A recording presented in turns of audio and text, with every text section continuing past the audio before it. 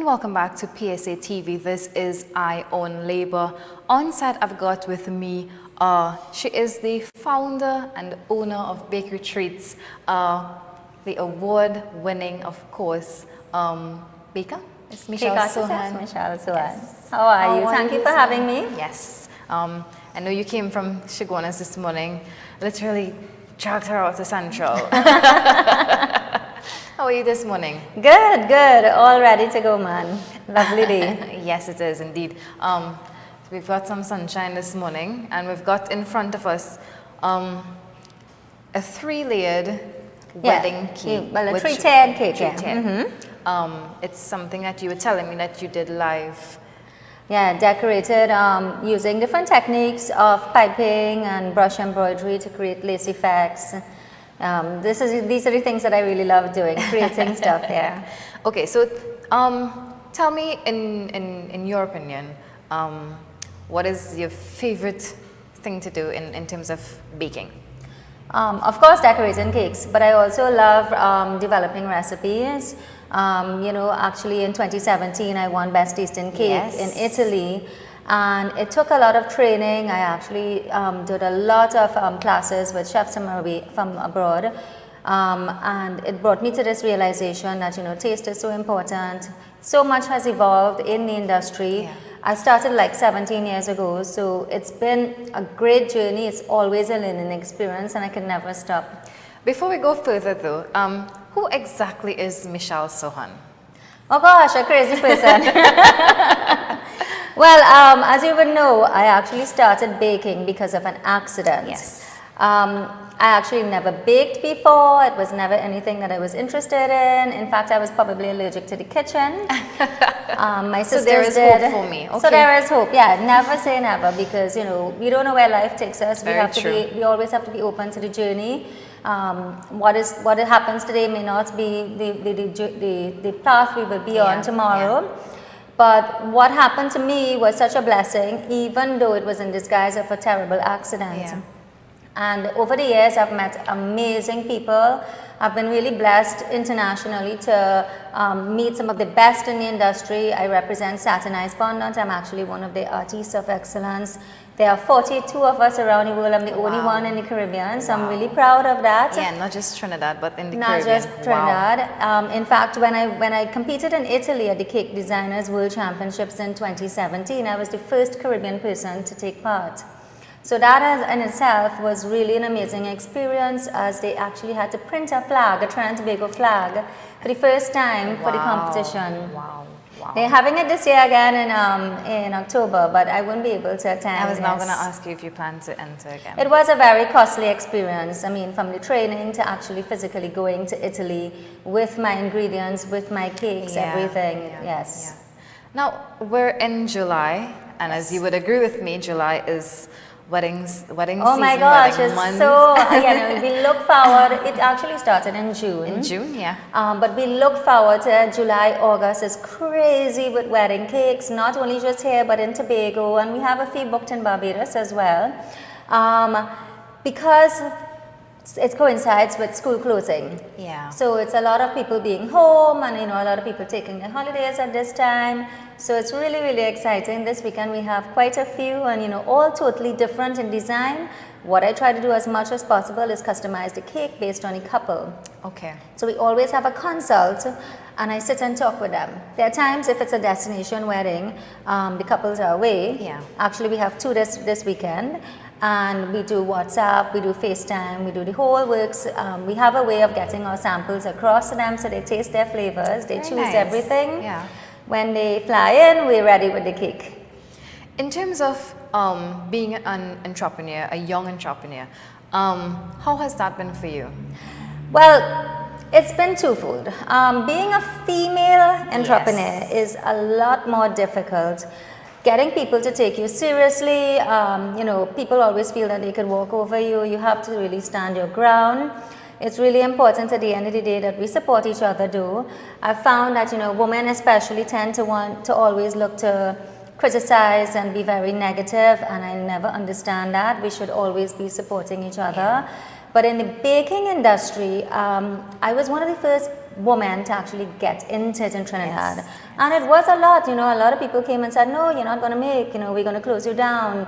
A little girl can come into this industry. But here I am, 15 years later, right? Yeah.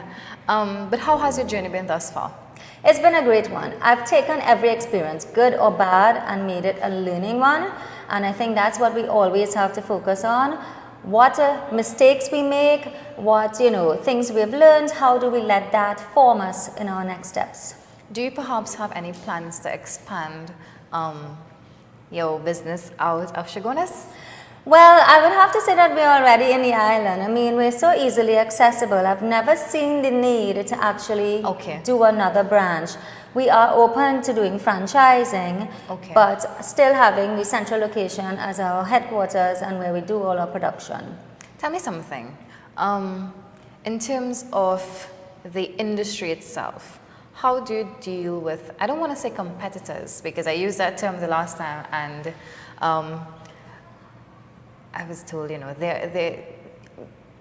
competitors isn't really the proper term, because at the end of the day, you all need to work with each other. You know, of course, definitely. But how do you deal with the new upcoming bakers, for instance, who may just come out into the market, may not be qualified, and prices are at an all-time low? How does that impact on you now? Well, it's quite the opposite actually. I found that quite a lot of people are charging quite a lot for their products, even though they're operating at home and they don't have the overheads, they're not legitimately, you know, paying taxes and the health charge and NIS and stuff. At the end of the day, I mean, I am focused on my business. I have a very loyal following, which is why we're here so long. And it's really important for me to just keep that focus. Unfortunately, a lot of people decide that they will promote themselves by bringing down other people. I totally don't agree with that. If you are confident in what you're doing, if you're confident in your services, there's no need to ill-talk anybody else. However, Trinidadians have a totally different view on that. And we seem to encourage it a lot, especially now that there is social media. You know, it's something that has gone totally crazy in terms of people making comments, saying what they want. At the end of the day, yes, we have freedom of speech, but we should also be aware. I have 11 staff members, and they do get upset because most of them work every day. Most of them have been with me from the beginnings. We know where we came from. So it's always, you know, something that we keep having to do motivational talks to get them, you know, don't worry with what you see, let's just focus on what we're doing. Of course, we're all humans, so there are times that we fall short. Nobody claims to be perfect. Well, at least I don't claim to be perfect. There are people who seem to be a little more. You would be surprised. Yeah, but, you know, and, you know, there's about understanding as well. In a day and age where this country has seen a lot of retrenchments, the economic downturn, has that in any way impacted your business? Of course, a lot of our customers have been affected, especially this year, which affects us as well. It's really sad because, you know, you're not seeing the construction going on, you're not seeing the things that would show signs of a booming economy. And we have had to make a lot of changes, a lot of cutbacks. We've had to, you know, make decisions that I never had to all these years.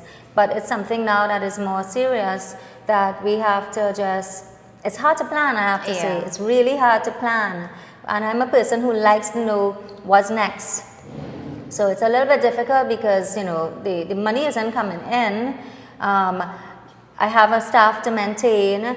You know, they've been really loyal to me, so it's not about just sending them home. Being in the private sector is a little different. You know, you have that personal connection. So it's not just about terminating somebody because you don't have a job for them. You have to take care like it's your own. It's my family. I spend more time at the bakery with these people, and they spend more time with me than their family. So, you know, the bonds that have been created is something that goes beyond just an employer-employee relationship. On another side of it as well, do you see that perhaps because of these retrenchments and all the, you know, firings, etc., do you think that perhaps they are coming into the baking industry because of that? Well, I know we have a lot more people trying. I should say trying. Which is a good thing. In any industry that anybody goes into, they have to remember that there is a certain amount of commitment. You know, we always have somebody coming in a last minute during a week and saying, well, they booked a cake and the person just called them and said they're not going to do it anymore because they have something else to do. All these things, and I mean, anybody going into the industry needs to take it seriously. We make a commitment to somebody just like anybody else. We need to stick to it. It's not about being surprised that on a weekend you're not going to have any days off. Yeah. I mean, I have over the years, it's just automatic that I know from Thursday I am locked down in the bakery until Sunday. People will tell you, I don't go to parties, I don't go to weddings after we deliver a cake. Most of my brides beg me to come back. If it's nearby, maybe, depending if I still have energy. Yeah. But you know, you just have that adaptation because that is my commitment. And I'm really, really, you know, strict with that. There's no two ways about it. A lot of people come to me and said, I want to be just like you. So, you know, I do a lot of talks for the young people. Because they see the Food Network, they see the long fingernails with the pretty jewelry and but the they hair don't know the done. back end of it. That is not how discipline. it works in real life. Yeah. And you know, it's not about just having a smile and everything looks really nice. We have long hours, long. Many times I go to work on a Friday and I don't go home until Saturday morning. Wow. You know, the doubles man is out, so you have breakfast, but it's crazy. It's a crazy industry. How do you balance it? Well, I found out, I mean, you know, I literally have created Mondays and Tuesdays as my weekend to start with. I do get at least 3-4 days a week, I do get a 7-hour sleep. But it's something that I truly love. And you know, honestly, when you're passionate, you find ways of making everything work. And that's what drives me, my passion. And I was just going to ask you that, what has kept you in this industry so long? But I think you answered it just now. Yeah, I absolutely love what I do. I never honestly feel that I'm actually working, except for when you have to actually run the business. But you could lock me in a cake room and I'll be there. I have 2 really loyal assistants. You know, we would be joking and laughing all night while we work. Of course, by the time you reach home, you have no energy.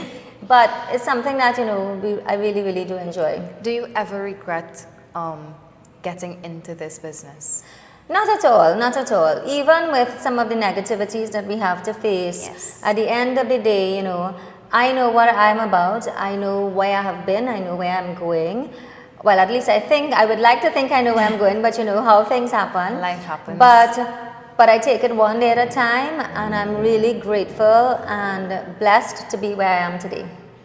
What would be your advice to younger people who may want to get involved in baking? I mean, like you just said, a lot of young people who are watching out there will be like, I want to be like Michelle. So, you know, they see the glitz and glam, but the back end of it. Well, you know, like for me and with respect to me in my social media, I've always taken the stance that I want to be positive. I want to send a positive message out. We have so many people, just like myself, we have issues that we have to deal with, but there's no need to impart that on others. So while you do see a smiling face all the time, it doesn't mean that everything is perfect, but it means that, you know, I have my ways of adapting. Yeah. And it's really important to stay committed, to ensure that you always do your best. Understand that sometimes you may fall short, but you try again, and it's only through a learning experience. It's taken me 15 years to reach where I am. 2 years prior to that, when I had the accident, I started baking at home, and I started baby steps. You don't just get up one morning and you're like, you know, totally professional and on top of your game. Yeah. It takes a lot of practice and dedication, and thankfully I have quite a good support with my staff. Interestingly, I was just talking about our previous guest about support system, that you know, in order to survive out here, you need to have a strong support system. Of course. Some of you have it, some don't. So that's where, you know, friends would come in. And even in your case, it's a private business, and your family now is your workers. So kudos to... yeah, well, you know, over the years, we've had quite a few people pass through the bakery. You always find that people know what's right and they know what they're supposed to be doing. And we have such a relationship that when you do have to pull people up, a lot of people don't take it nicely. No. So, you know, they choose to leave, some choose to ask to come back, but at the end of the day, it's all about nowhere is perfect, but you have to be able to find that balance, and we are all adults, so we need to know what we're supposed to be doing. It's just a choice. It's a choice, definitely. Okay, so let's talk about cakes in itself. What is your favorite type of cake to bake? Well, our number one cake flavor in the bakery is a coconut passion fruit. And I actually feel really proud of that because I did include passion fruit and coconut when I was doing the best tasting cake in the world. I used local chocolate and local coffee from here. I actually flew with all those things to Italy. And it was really, really a good experience. At the end of the day, we have such good chocolate to work with as well.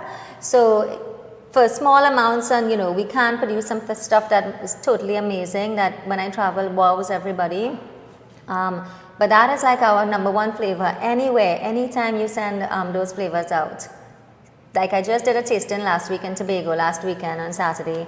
The couple was visiting from New York and they messaged me afterwards and said, okay, we really love the red velvet and the chocolate fudge, but we have to have that coconut passion fruit. So instead of doing a 2-tier cake now, they want to do a 3-tier. Oh, wow. Even though it's a destination wedding and they're only going to have 40 people at it. Oh, wow. Which says a lot. It says a lot, yes. Yeah. I mean, coconut and passion, that's interesting.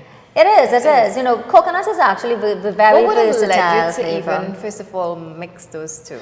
Well, when I trained with one of the top pastry chefs in the States, Antonio Basho, you know, he is the one who opened me up to thinking of pairing fruit flavors as opposed to, you know, chocolate with just fruit or, you know, like when you have bonbons and stuff. Yes. And so it was just an eye-opening experience, and having that that exposure to what the international chefs look at. You know, I've actually been blessed to recently spend some time with Cedric Roulet, who is the #1 pastry chef in the world right now. I'm so impressed with him because he has one shop in Paris. He opens at 12 noon and closes at 3 p.m. I mean, who doesn't want a job 3 hours? But his lines are long as, you know, blocks and blocks of people waiting, lining up to have his pastry. He's the most expensive products out. But, I mean, when you taste his stuff, girl, you want to just fly to Paris just to have it. I think I'll do just that. Oh yeah, you have, that definitely is, you know, forget the Eiffel Tower, go to his pastry shop instead. In terms of designs, what is your favorite designs? Oh, I don't have a favorite design. I actually, based on what my customers want, I love actually when they bring inspiration such as their wedding dress or an invitation card, or they have a specific theme, if it's like masquerade or winter wonderland, or there's so many different things. And based on what we talk about, then I come up with the ideas. I do a customized sketch and we take it from there. All right, and I know we have your website there. If we could just pull up your website just a short bit. Okay, so yeah. Yes, so it's bakerytreatz.com, and we actually follow us on Instagram. I mean, you know, we're always doing something new. We're always posting stuff. It's quite exciting. Very interesting there. Oh, whoa. These things are making me hungry. And Michelle, thank you so much for... thank you so very much, Christy. I'm so glad that we communicated. Yes. Because, you know, I always say that people see what they want to see. So you go out there, you see smiles, you see everything. But you don't know the hard labor. You don't know the long hours, like you rightly said, that goes into ensuring that your customers are satisfied. Yes. In terms of customers though, have you ever received any, you know, negative kind of treatment? Oh, of course. But at the end of the day, I mean, there's always a reason behind some of the things. I mean, sometimes it's actually our fault, which I'm never, you know, hesitant to admit once I know that it's the case. We've had cases though where people leave a Black Forest cake in a cup for the whole day and then they're shocked that it melts down. Or we have had wedding cakes where the cakes have not been handled properly, and, you know, like days after it's in somebody's car trunk. And you know, of course, well, you know, when you're having a good time on your wedding, you forget who takes what. So you know, I mean, but at the end of the day, it's really important that, you know, be honest and, you know, we can solve most situations. But when, you know, we don't hear the full truths, then it's another story, and it's always, you know, easy to jump on social media and start something. Of course, because again, like you said, freedom of speech. Of course. Michelle, I want to thank you so much for coming this morning. Most welcome, my pleasure. I think a lot of people are now better informed about what goes into actually ensuring that, you know, your cake not only looks good, but it tastes good. Of course. And the long hours that goes into it. Well, you know, it's, in closing, what I want to say as well, you know, this is a food product. Yes. And we must be aware of where it's coming from. You know, sometimes people don't know where it's being baked, you know, what's the conditions, especially when you don't have specific refrigerators for certain things. Which is why when we had started, I actually had put the windows in front as well, because I wanted people to see that there was activity going on. It's not a secret in terms of you don't know what's the state of the place, you know, the cleanliness, all those things. It's really important at the end of the day. This is something that you're going to eat. It's not like a pair of pants that you do. It doesn't matter where it was made. But you have to be very secure in your choices and understand that, again, you know, this is a perishable item and you need to know how it's being prepared, where it's coming from. Yes. All right. Well, it's on that note, we've come to the end of today's show. Michelle, I want to thank you so much for coming on. And guys, she brought treats for us. So, thank you so much, Mish. So on behalf of all of us here at PSA TV, here's wishing you and yours a very good day.